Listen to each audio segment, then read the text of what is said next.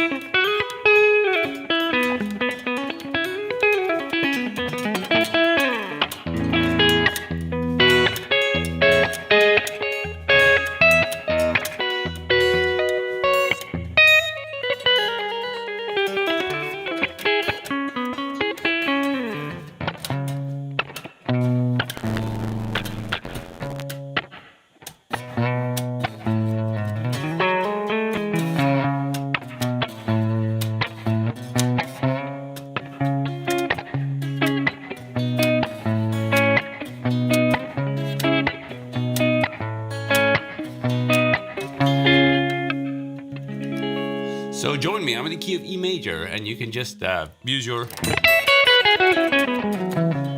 E major pentatonic scale there. That's the pentatonic box on the 9th fret, right?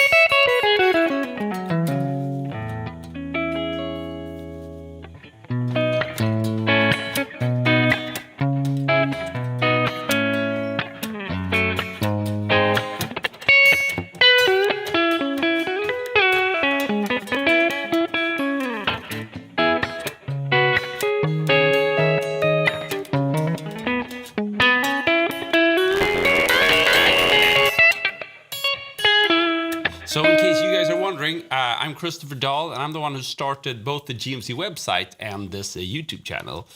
So through the years, we've been able to give you a lot of viral videos, particularly the, like the 40 techniques in one solo, or the 30 shredders in one solo, and that kind of stuff, or history of metal. Yeah, it's basically me that's come up with these ideas, and I've asked the instructors at GMC if they could basically record my ideas. Maybe I was too lazy to do it myself, I don't know, or maybe I didn't have the skills, but that's how we ended up doing it. So I'm really happy we keep the channel rolling and that you guys are here right now. Let's go.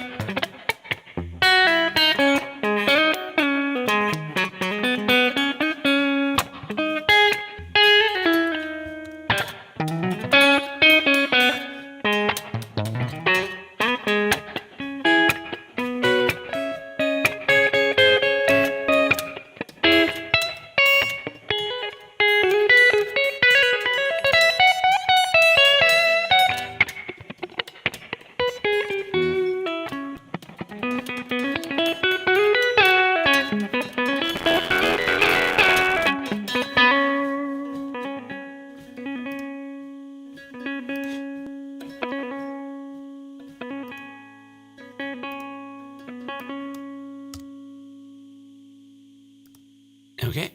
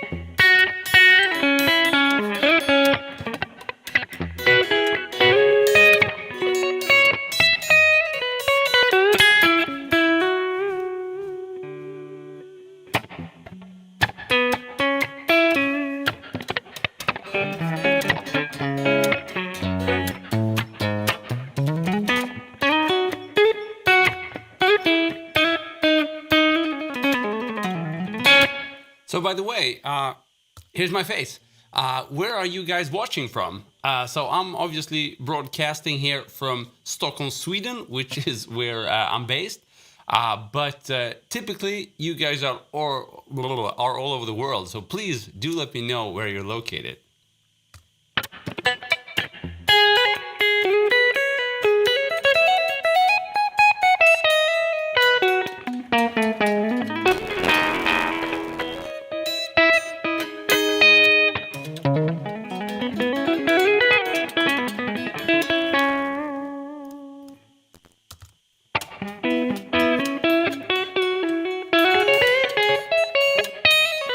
Cool. Bangladesh, India, what's up, my brothers? So what time are you at now? So I figure you're much later here because it's like noon here. It's lunchtime basically. So I figure it's probably dinner time, I would guess, in your part of the world.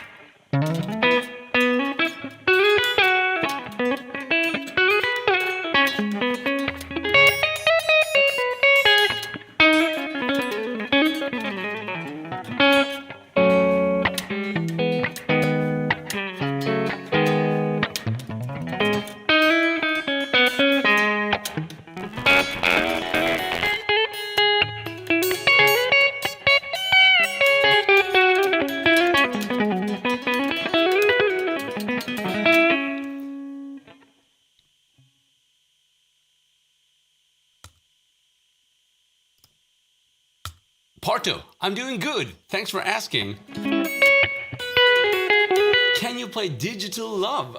Sorry, I haven't ever. I don't know what that is, to be honest with you. So I can't play it. It's not. I figure. So yeah. Okay. So we're closer than I thought, time zone wise then.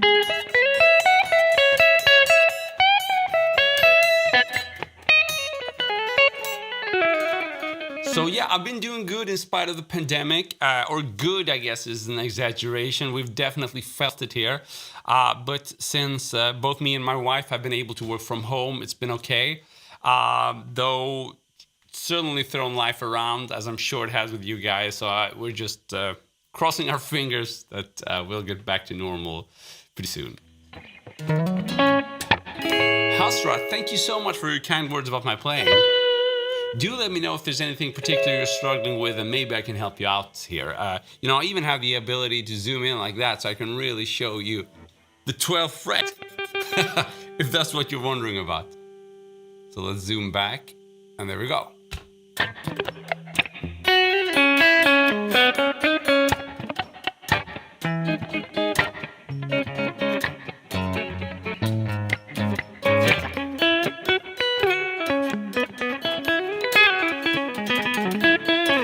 So we have a question about scale practice.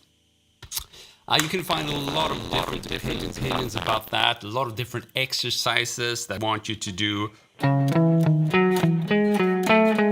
so on and so forth. And, you know, that's all fine. I think you can try that and see whatever inspires you.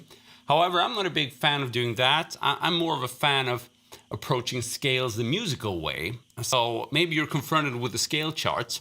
Instead of just trying to play the notes, you know, like that, you can just see if you can find one or two notes that you like the sound of. So for example, if we're in the key of E here, and I'm exploring the E major pentatonic scale, which is basically your standard pentatonic box here on the 9th fret. If you're exploring that, instead of doing, you know, whatever you want to do, I would suggest you do something like, see how it sounds? Maybe I can bend that. Okay, it sounded cool. You know, just start with a few notes and take it from there. Then maybe you want to spend some, I don't know, hours doing that. Then you can add a third note. So.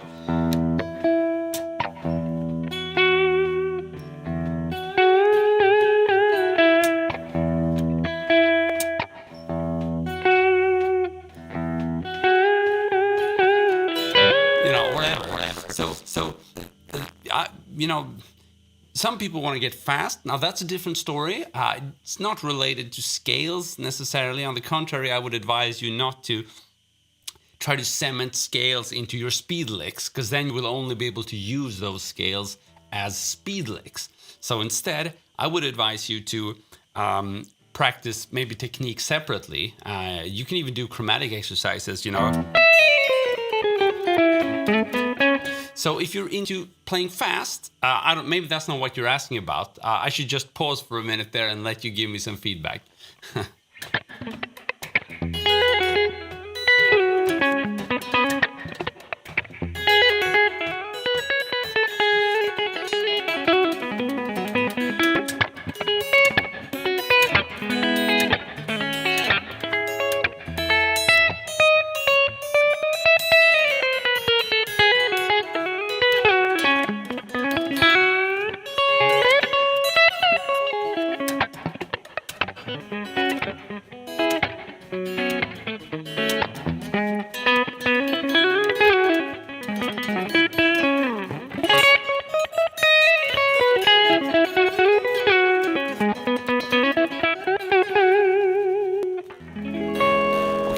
So we have a question there about the minor pentatonic scale. So I'm going to show you the minor pentatonic scale.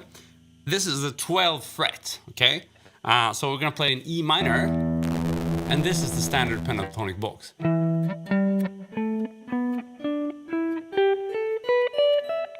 So we're playing on the 12th fret here all the time, and then we're starting out on 12, 15, 12, 14, 12, 14, 12, 14, 12, 15, and 12, 15.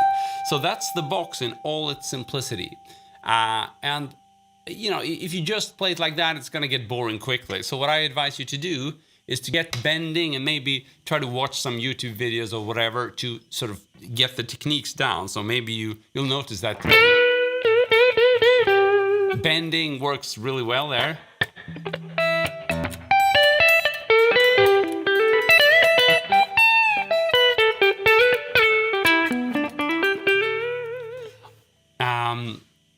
So I don't know if that was a good introduction. You know, let me know if that makes sense to you. Cool, so we have a question there from Haritarth about improvising over non-diatonic chord changes. Well, let's try something. Maybe something like... or maybe like, yeah. Or maybe something.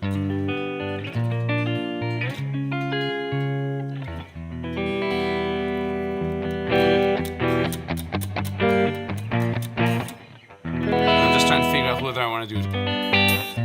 Or maybe.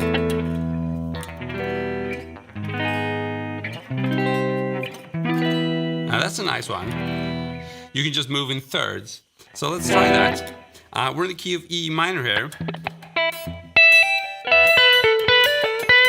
So we're going to start in E minor, and then we're going to move up to the key of G major, G sharp major, and you have a very non-diatonic shift there, right?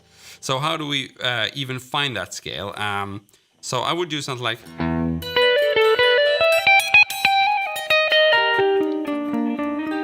Right? So I think this is key. I'm just giving you one example. If you want to move from like an E minor to a non-diatonic chord, which is not in the scale, like G sharp major.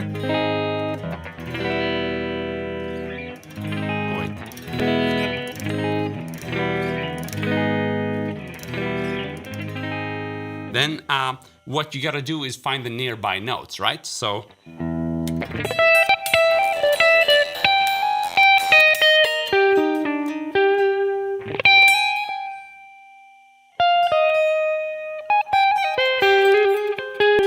Oh, there we go. So.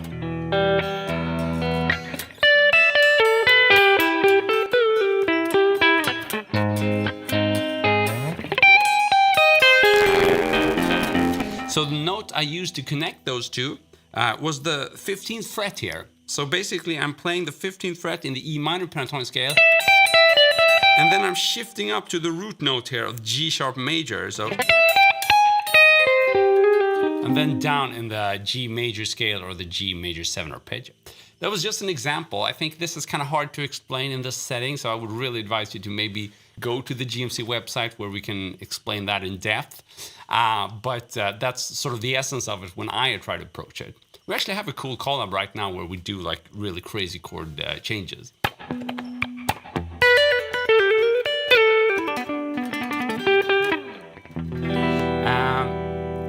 Can you play I'm Alright by Neil Zaza? No, sorry. It's actually been like 15 or 20 years since I even learned cover songs, so I suck at that.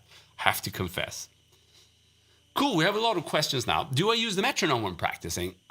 Sometimes, yeah. I used to do it more back in the days. And it's fine if you want to do like regular, like shred exercises and try to get your chops up to tempo. Whenever I use metronome now, it seems to be just to give me some inspiration in terms of a beat. So instead of doing it by myself like this, that's like a metronome, right? Or I'm trying to be a metronome. Of course, I'm not as stable as a metronome, but that's part of the exercise.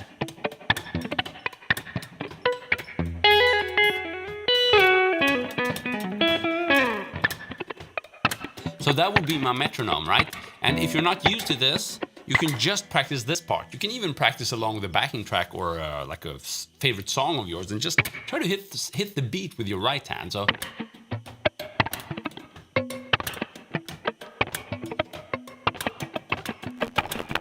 And you can do really simple, like. You can start with that, and once you're comfortable with that, you can try to add some more intricate rhythms. Cool, so here's a question. How do I memorize the fretboard? That's a good one, and I actually made a lesson exactly on that topic because it's something that's asked so often. So I'm just gonna play a little bit all of the fretboard, and then we can discuss how it's done.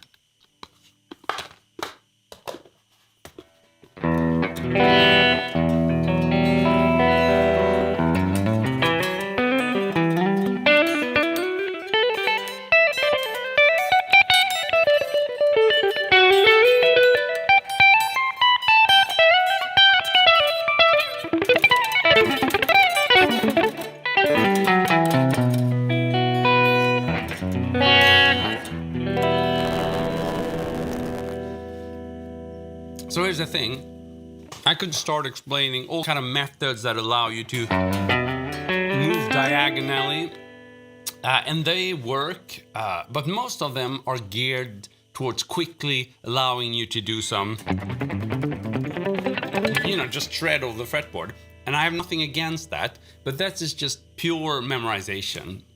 And if you forget what you memorized, then the issue is that it doesn't connect to you personally. It doesn't connect to you musically. So all my exercises that are designed to help you understand the fretboard always make sure that you connect musically with whatever you're playing. Because if you do that, you're never, ever going to forget what you're trying to learn. So to me, this is absolutely crucial. So what I do is the same method as when learning a scale, or when learning a scale box, I should say. So let's say I want to go from let's take the key of A minor here on the 5th fret.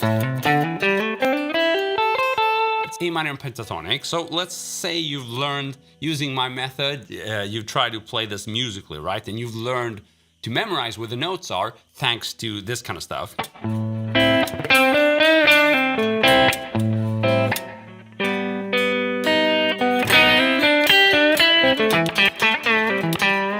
Maybe you learned some licks, you've learned some bends and stuff like that. But then you want to go up, right? You want to be able to do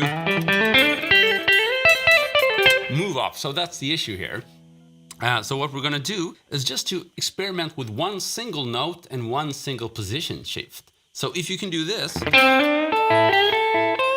play some blues licks, then you could probably slide up to one note like that,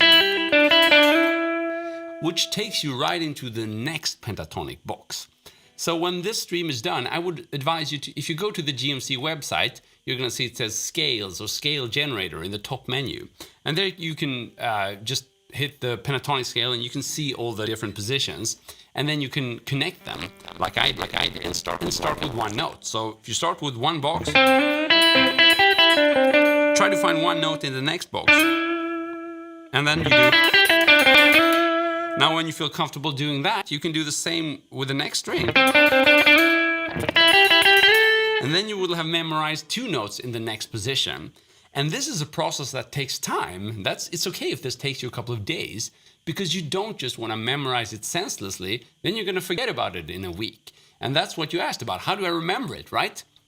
You remember it by attaching some musical emotion, or whatever you want to call it, something musical into whatever you're learning, because then you won't forget it. And that's what's so cool here. If we always remember that we should incorporate music into whatever we're practicing, then we're going to be good in the long run.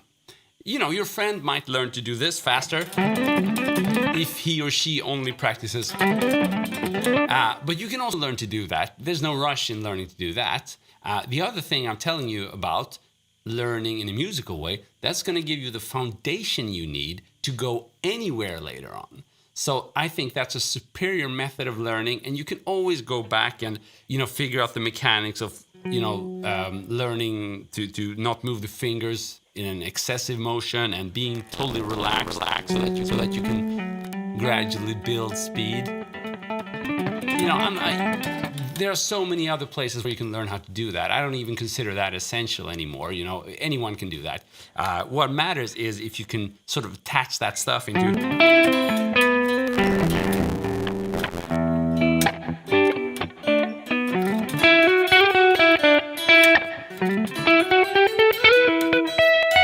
If you can do that, then that is really a good place to be, to put it mildly. Again, you can put all that shredding on top of that. That's not going to be a problem. That's a long answer. I don't know if it makes any sense. Please let me know.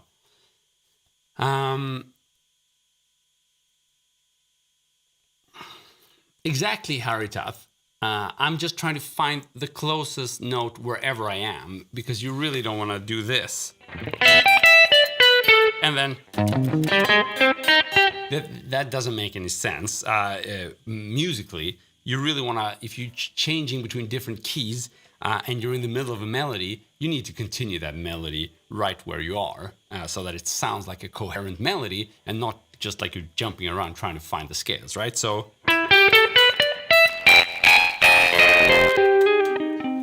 it sounds much better than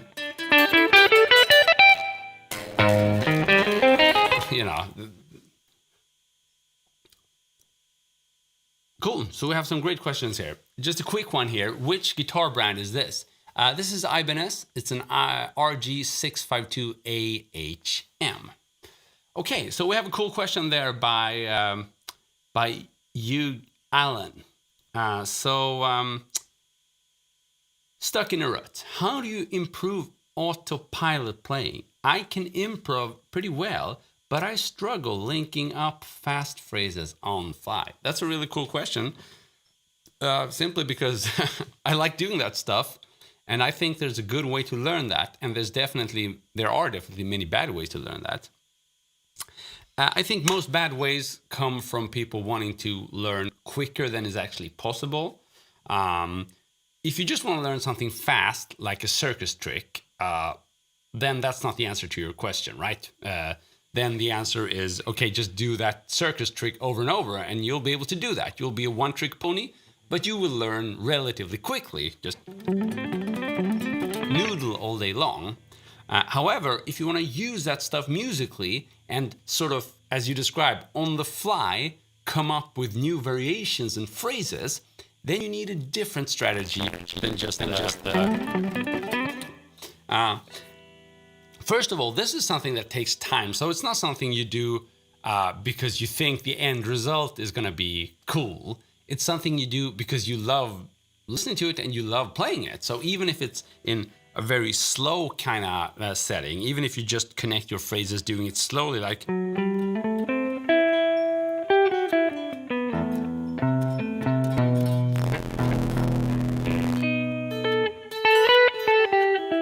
You really somewhere gotta love the basics of it in order to do it really fast, okay? Because there's no fast way in achieving improvisation, especially not if you want to improvise at a high tempo.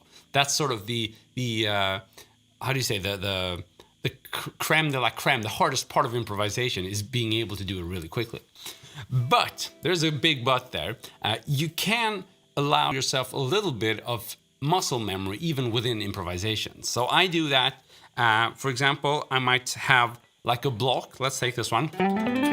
That's like a legato block, and I don't think about the notes in there. That's just muscle memory. However, if I connect that with, let's say another muscle memory thing, like a sweep arpeggio. I don't know if that's even possible, but... So that's, I'm not really improvising there. The improvisation only consists in connecting the blocks, right? So I just want to make that differentiation that there's no quick way to improvising. However, you can also improvise by combining blocks together. And then it's going to sound like you're improvising a whole lot of notes, but you're actually just putting building blocks together. Now, I don't think that kind of stuff is very fun to listen to unless you also throw in some true melodic lines, and it can be improvised or it can just be anything you've written. So I like it like this, you know.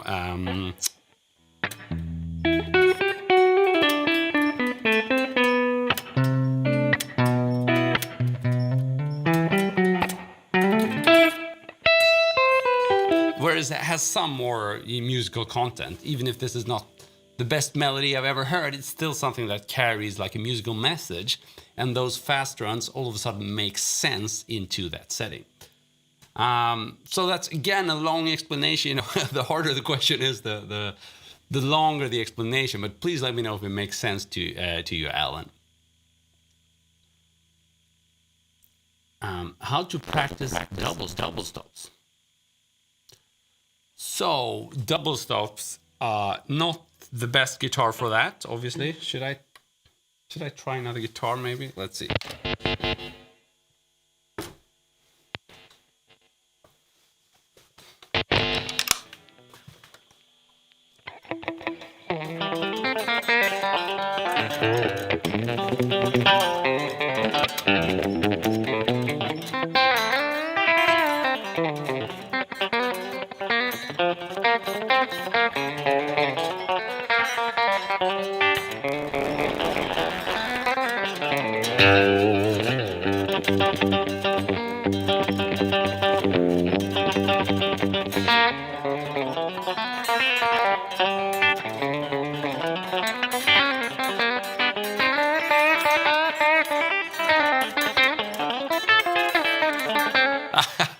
So that's something I'm trying to learn from my fellow co-instructor, Chris Schaffner.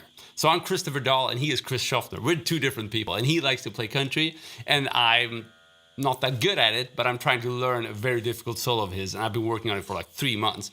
You can follow my progress at GMC. I have a thread where I sort of record myself every other week so people can see how I'm doing. However, the reason I'm playing this is because it features a lot of double stops.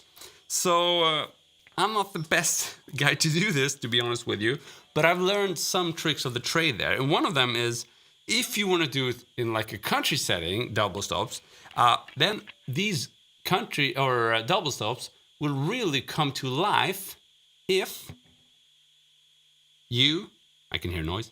So if you hit the double stops hard and then mute them, right?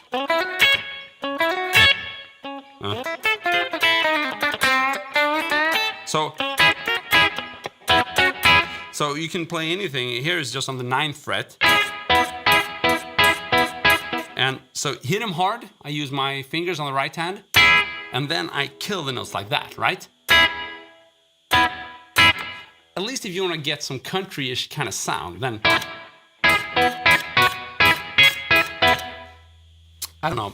So that's one advice, but I like these kind of double stops that are also very country-ish. And they are a bit Zakk Wylde-ish as well, you know. He did that on his early like kind of country metal-inspired album. So if you want to try that, you're gonna bend on the 7th fret G string here. I'm gonna zoom in so you can see. So you're gonna bend here, and when you reach the pitch, you play like a double stop with the pinky, which is a little bit difficult, to be honest with you. It took me a lot of time to get this down. And then you bend down, and that sounds very like country lap steel. And you can do variations like, what was that? Like, or you can do...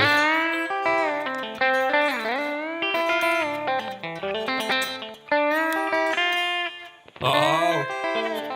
Okay, so and then you can, of course, move that to anywhere. This is a classic pentatonic thing, so if you want to play in E minor.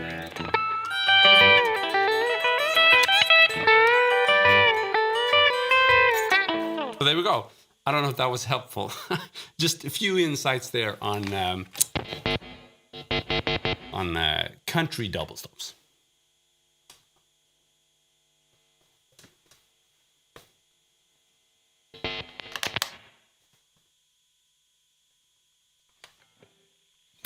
So that guitar was more noisy for sure.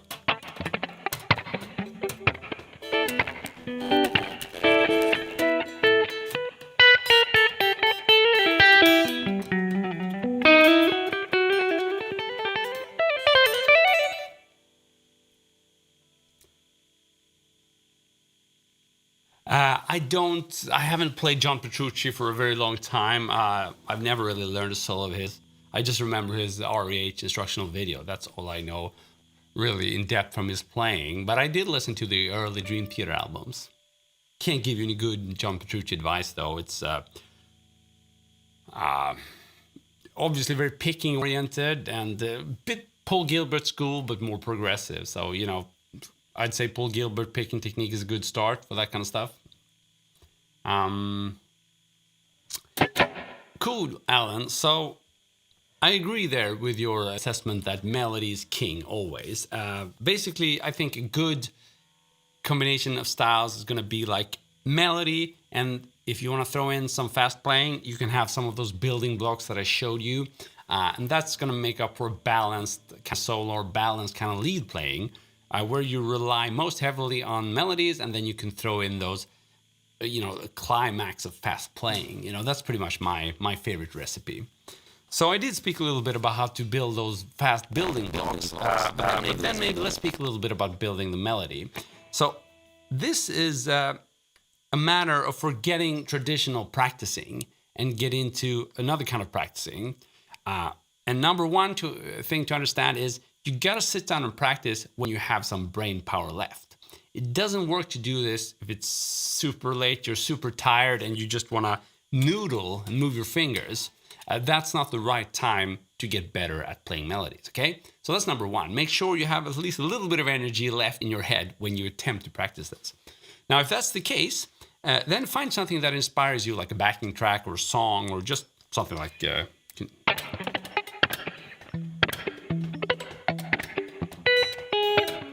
Try to get something going, and then start simple, maybe using like a call and response technique. This is something I have an excessive amount of lesson content on GMC because it's my favorite tool to use when building melodies. But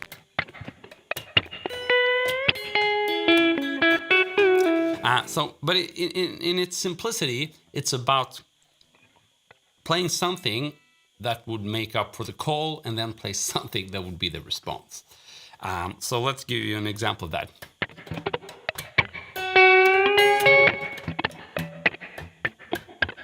That would be the call. And then give yourself some time. How would I want to respond to that? Maybe. So we have...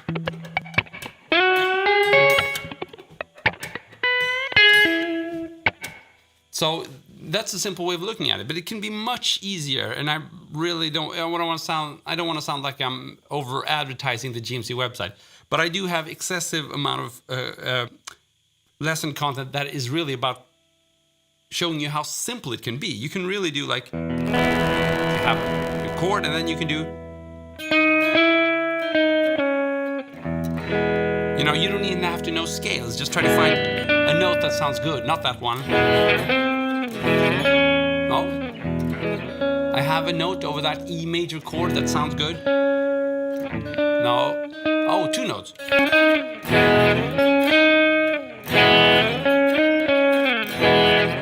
Right? So just to analyze what I did there, I had like a harmony, an E major chord. I found one good note, and then I ended up finding another good note. I played both, and I had the start of a simple melody. Now, I realize this might not be helpful to you, Alan, but I think it's important to understand how, in its simplicity, it's not even difficult. The reason we're made believe it's difficult is because there's so much information out there that tells you need to play scales in thirds, and you need to practice with the metronome doing 16th notes, and you need this and that and this and that. You don't need that. You just need to try to play music from day one. I think that's the most important lesson you can learn from this video. If you remember anything, it should be that you should make music from day one. And that's why I showed you that thing with a basic chord.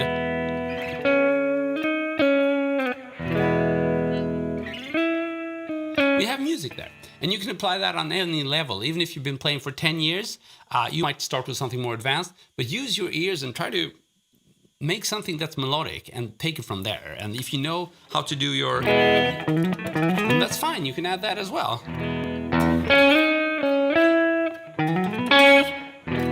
You know, the sky is the limit. However, if you start off trying to do that thing, you're gonna have no musical foundation. So you can't add anything on top of that.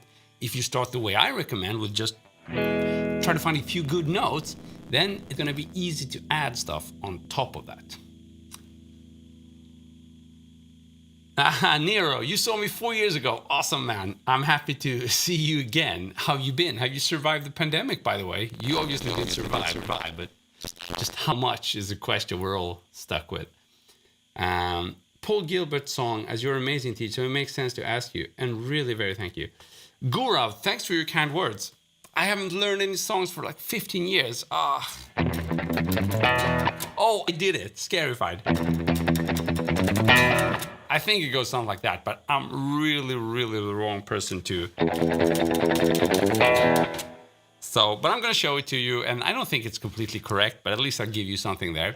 So you start with open E, right? And then you play 2, 3, 5, 2 on the next string. And then back to the first note.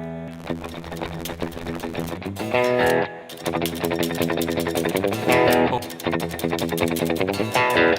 Sorry, I suck at it. Polo from South Brazil. What's up, man? I hear you are suffering, your country is suffering a lot under the pandemic now, so I really want to reach out, and our thoughts go to you. We're all obviously suffering, but we hear about really scary numbers, so I hope it's gonna turn and go in the other direction very soon.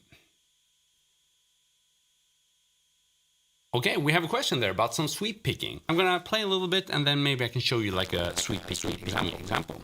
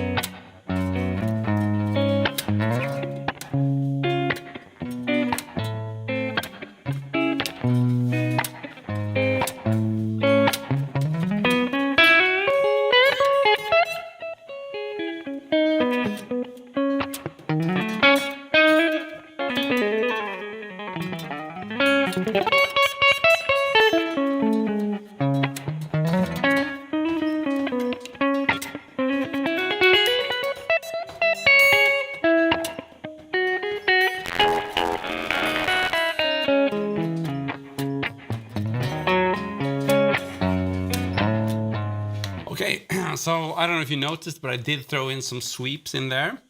Hello, here I am. So I did throw in some sweeps in there, and I just want to show you that again, this can be made a bit more musical if you throw around some more musical elements like a rhythm and some harmony and maybe some melody, and we throw in those sweeps. However, if we look purely at the sweeping technique, there's a few things I can say about that as well. So for me, I really started noticing some good progress in sweeping when I started focusing on the left hand. A lot of people think about sweeping as, yeah, you sweep the right hand and that's what you focus on. But then it sounds like it often sounds kind of crappy if you've just been practicing the right hand, because the hard part is syncing the right and the left hand.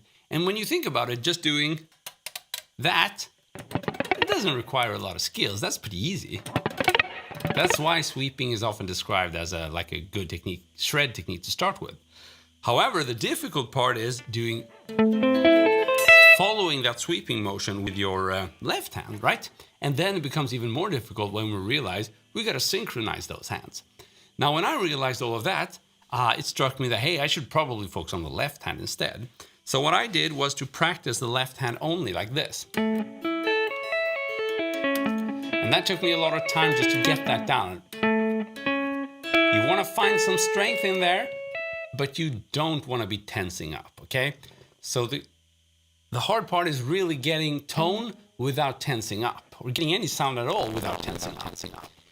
And what you come to realize is that only practice doesn't help. You also gotta make sure you hit the string right next to the fret wire, and you gotta do that consistently.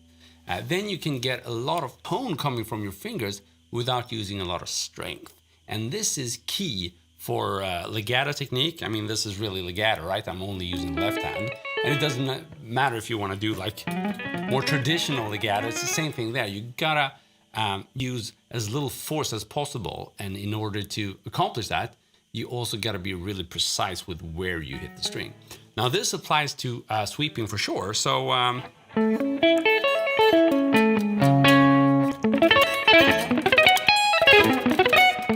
whoa, don't do that. So I would practice like this, right? And in the beginning it would be slow. You don't need the hand there. That's just to show you I'm not using it, and also provide me with a little bit of cheating, right? Because I'm dampening the strings here, so I won't be getting a lot of noise if I'm dampening the strings. But it's better to learn to dampen here, because in a real life musical situation, here is where you're gonna have your hand. So when you spend some time with these arpeggios, the left hand only thing, when you do have the sweeping motion, you're gonna find out things become a lot easier, and it sounds much better, because when you synchronize your hands there and you add some sweeping on top of that legato, it's like you're turbocharging your tone there. So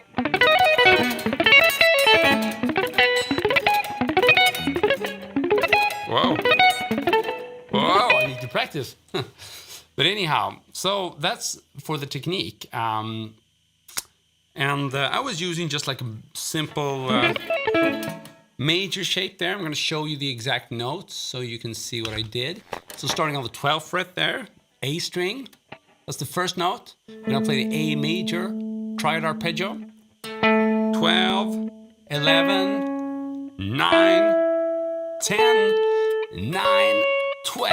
That's it. So 12, 11, 9, 10, 9, 12. And then we go back, right? So that's what you could practice. You can also just grab the top 3 strings, and that's going to come up with a cool variation. So I was mixing the long one with the short one where I just do the top strings. So doing it every other time. If you once you get a hang of this, you might want some variations there, right? So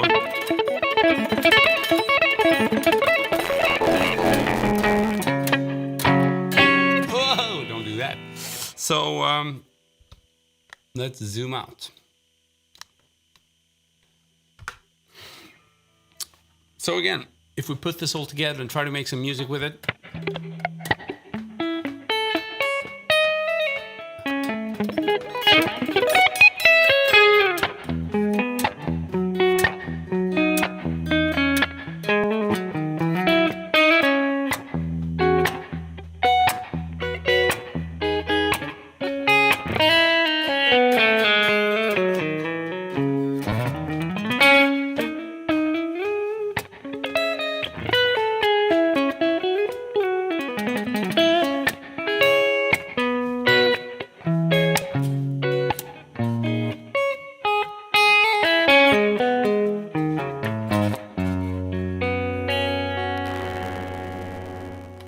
Salut! It's been a while. How do you use chord to create melodies? Could pick just one major chord and highlight your process. How do you... How do I use chord? So I think maybe what you're referring to, if I'm even able to do what you're describing there, it could be, maybe you've seen me do these kind of things.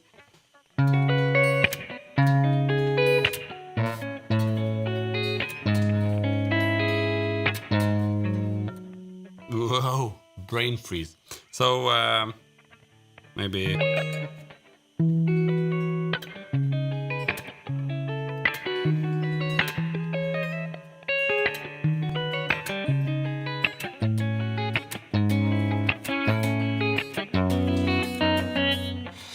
So what I'm doing there is has very little to do with theory. I'm not thinking in theoretical terms. I don't know or even care what those chords are called.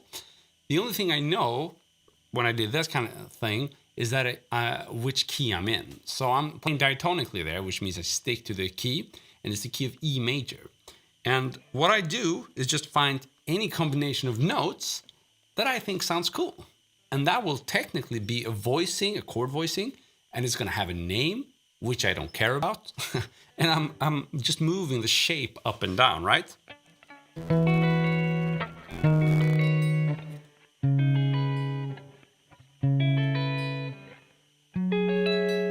And sometimes I have to adjust the fingering. I'm not sure this is a good one to start with. I can show you it. It's 12th fret, 11 on the G string, 12 on the B string, and the 9th on the E string. So I'm playing 4 notes in total. And you can see there's quite a big gap between the lowest notes and the top notes. And that's a nice thing to do because it gives a sensation of maybe having several instruments, with one instrument playing a bass note and another instrument playing melodies on top.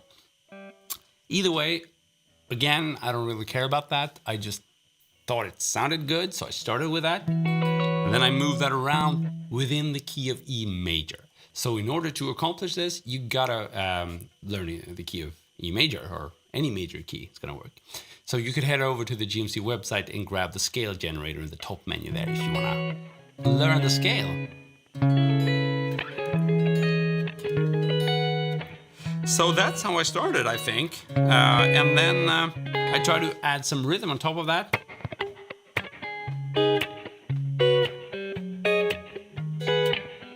So something like...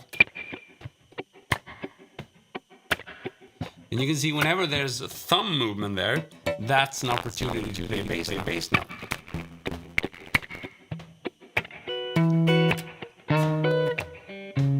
So I have dum, dum, dum, which is a bass movement, which is often cool to have because it sounds more like a full arrangement. It's something that your bass player might scratch his head over. You know how bassist players are? They're scratching their heads. What am I going to do? And you can do that. You don't need a bass player now.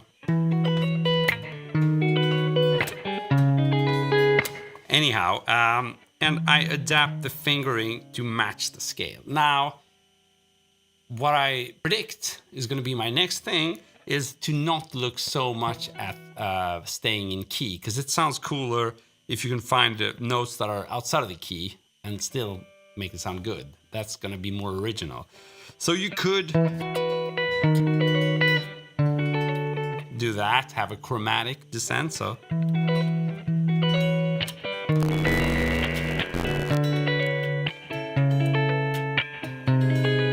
and it's the start of something different, right? But it has to be worked on.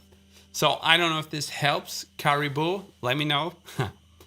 Cool. Anamika digs what we're doing. Awesome. Do I know Buckethead sweep pick? I don't know. But I think he uses the same shapes as most people, which is what I just showed you. You can rewind and check my... Maybe does a bit of like a 6-string thing. Which I need to, I don't know, warm up maybe. Ashim, hello, I'm an intermediate player and I know all the basic theory and scale used. How can I now develop a sense of melody? Please give me some tips. Good question. This is actually a question we've already addressed in the stream. So rather than repeating myself, I'm going to ask you to go back and rewatch the stream, but maybe I can still add some additional information on top of what I said. Just let me think. And drink. And it rhymes. I should give rhyming courses as well. Think while you drink in the sink.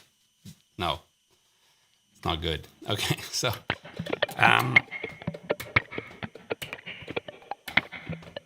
so the first thing you gotta do when working on melodies is to not play too fast, because a nice melody and the ability to improvise around with melodies, that comes from you thinking about music in your head.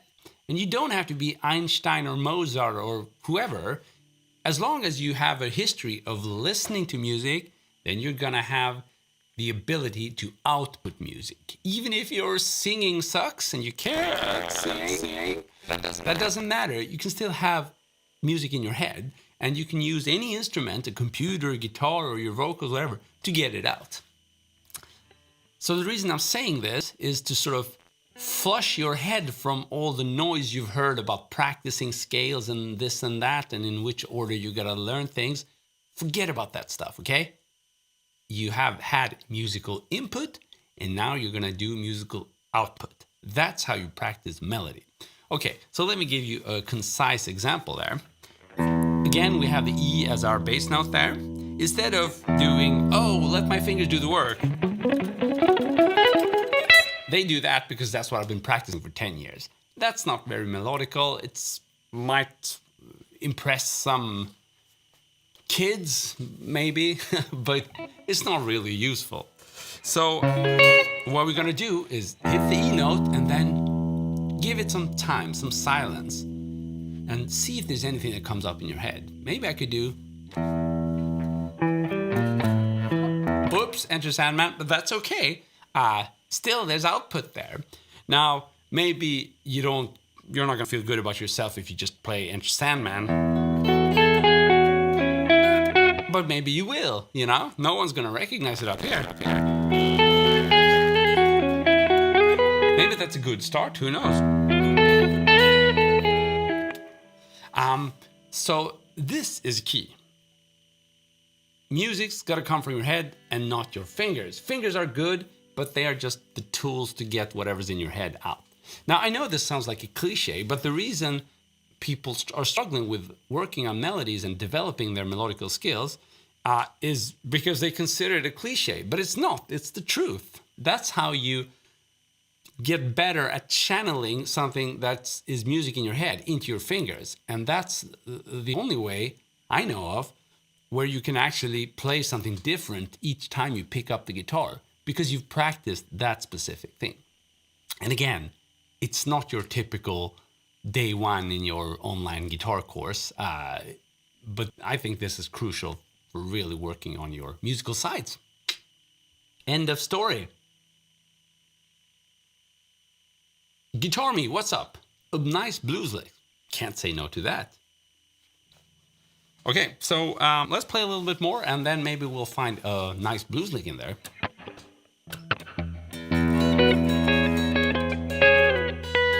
Maybe even tune.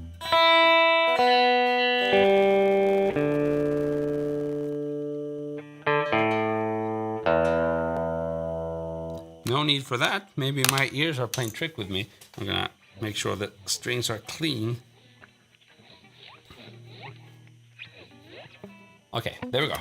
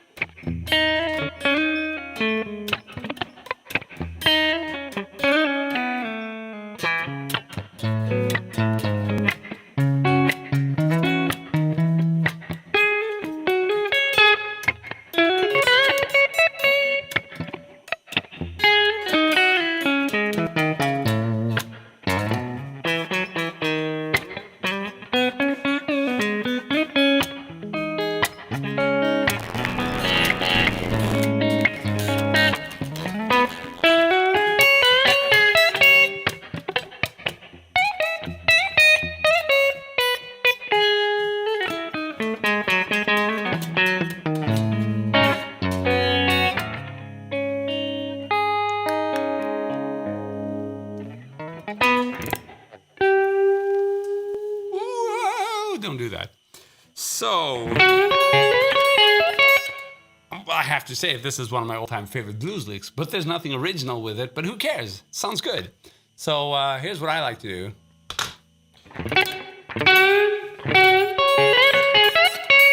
Right? So,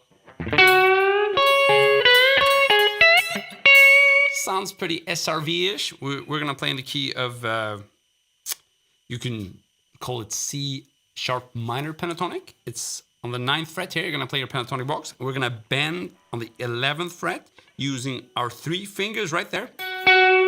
But that's not the whole story, right? Because I did. So I'm starting with a rake there. So in slow motion, I'm doing. but it goes fast. And in order not to get that sound, you gotta mute the notes here, right? So just lightly touch the strings. And then we do. So bend the 11th fret. We're gonna play a double stop there on the 9th fret, D string, E string. So like that. If you're wondering why I'm staring in this direction, it's because I need to make sure that you guys are seeing the right place on the guitar. So 11, and then we hop straight up to the E string, and then D string. So, and then we're gonna bend on the 12th fret, and then same thing. So it's 11, 9, 9, 12, 9, 9. So that's already a nice lick in itself, right?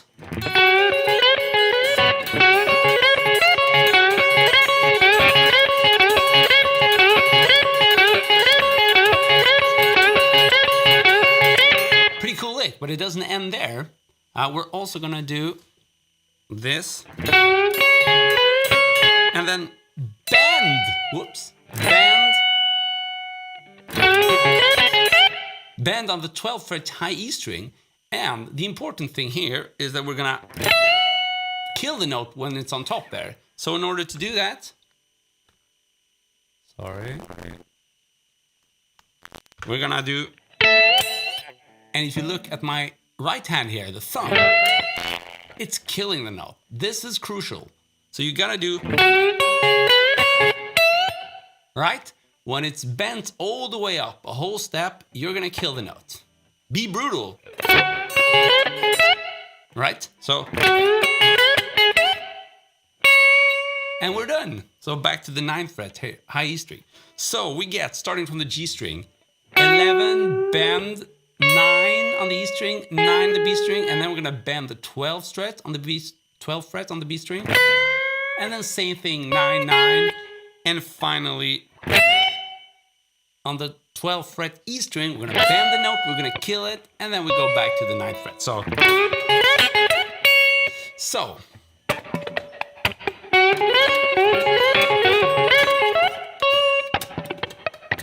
let's find something. We're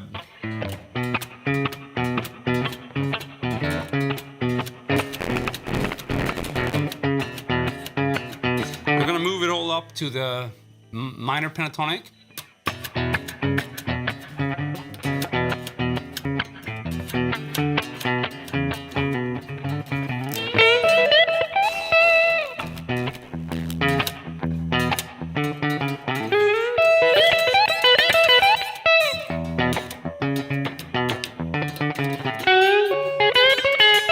Actually, that was silly of me. It's better to stay where we were, so.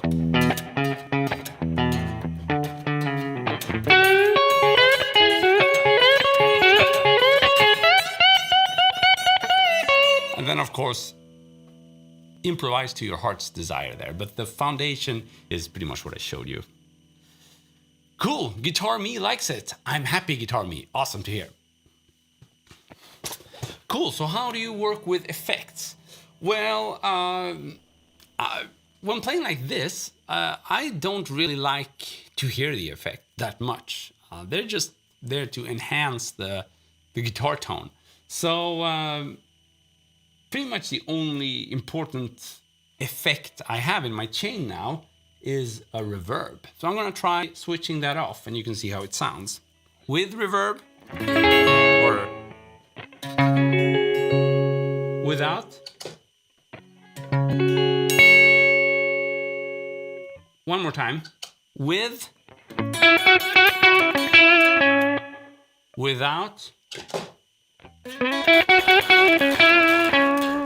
Hopefully you could hear it there, right? So with reverb, with, without reverb now.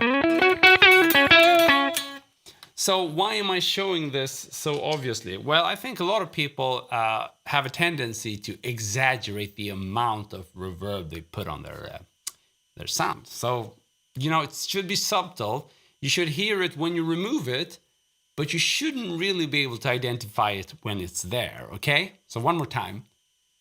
To me, the right amount of reverb, you can only hear it when you remove the reverb from the chain. That's when you should hear, something went missing.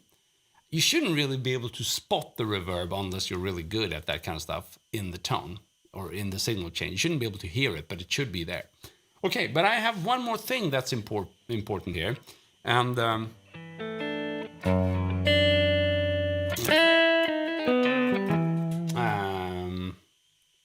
I also have a cabinet simulator here that is on the Strymon reverb, and I'm gonna turn it off, and you can hear the difference. And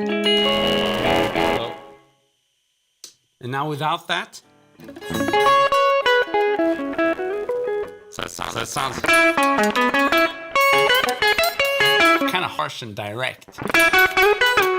So I'm gonna turn on the cabinet simulation.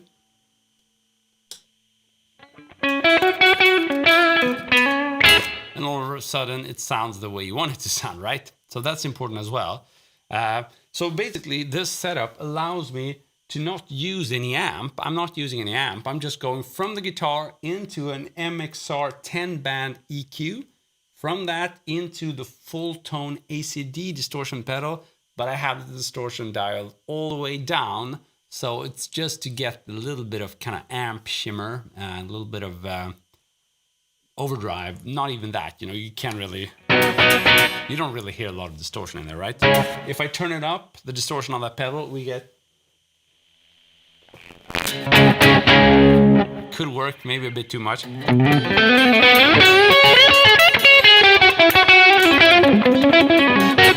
gotta play a little bit of that as well.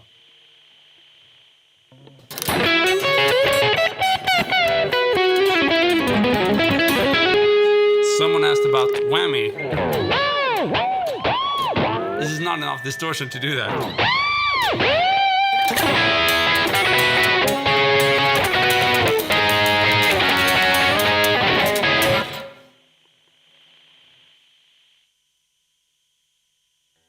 Okay, but that's not how I set it up. I have it like this, right? Okay, and then from the full tone OCD, I go into the reverb. So that's all I have in my chain. And because the Strymon reverb, it's called Big Sky, because it has that cabinet simulation, I can plug straight into the computer, and that's what you're hearing. So my reverb is, well, there's no amp, so it's like pre, I'd say, but I think what acts as the amp here is my full tone OCD, so I guess you could say the reverb is after that one in the chain. Thumb behind neck or thumb over the neck? That's a good question, Alan. I'd say both, actually. I prefer, for most guitars that aren't like, this guitar has a very flat neck and it's kind of wide. So it's much harder to have the thumb here, but I still try to have it like that whenever I'm soloing, right? And the reason is simple, because this posture, can you see the way I'm holding my hand now, is a million times more natural than this posture, right? This thing is gonna give me hand pain from just a few minutes without even playing the guitar, right? If I just sit like this, it's gonna feel awkward after a while. However, I could sit like this for much longer. Why is this important? Well, to me, the success to good technique on the guitar is all about being relaxed, okay? So if you choose a posture that by definition is gonna make you tense up, you're gonna be working against yourself. So always, whenever you can, strive to have a natural hand posture and don't do this. However, there are some situations, right, where you gotta stretch. So whenever I need to sort of get down like this, right? But as soon as I'm doing something that allows me to put my thumb here, I'm gonna put my thumb here, like bending stuff. But then if I need to stretch, that's okay. Or if I need some, I don't know, chord. We'll see. So that's a pretty simple rule if you ask me. And it's okay to go in between the different ways of doing it. So basically, anytime you need the stretch, you got to go down with the thumb, and then as soon as you can, go back up. That would be my advice. Cool, guys. So, I mean, this has been a really cool session. I really like the fact that you guys were asking me so many questions and we could get like a spontaneous discussion going, because I really don't like those, prepared kind of lessons where the audience just listens. I like you guys to be able to decide where we take this lesson. So we're definitely going to do more of these because they're way too much fun to refrain from. And if you want to meet me until then, I'll be hanging at the GMC forum. We have a really cool collab going on right now. We're actually do some singing, so you probably want to stay away from that one. But I also, basically, I take student takes and we try to build a song together. And this collab is called All About the Song. So we're really honing in on a minimalistic approach where we just use the material that's going to lift the song. So a lot of times our collabs are comprised of really long solo sections, and that's all fun for the participants, but it's not as fun for the listener. So this collab is all about what the listener enjoys. So if you have the time, check it out, what we're doing there. It's kind of fun. And until then, thank you so much for joining in. See you soon. Cheers. Cheers.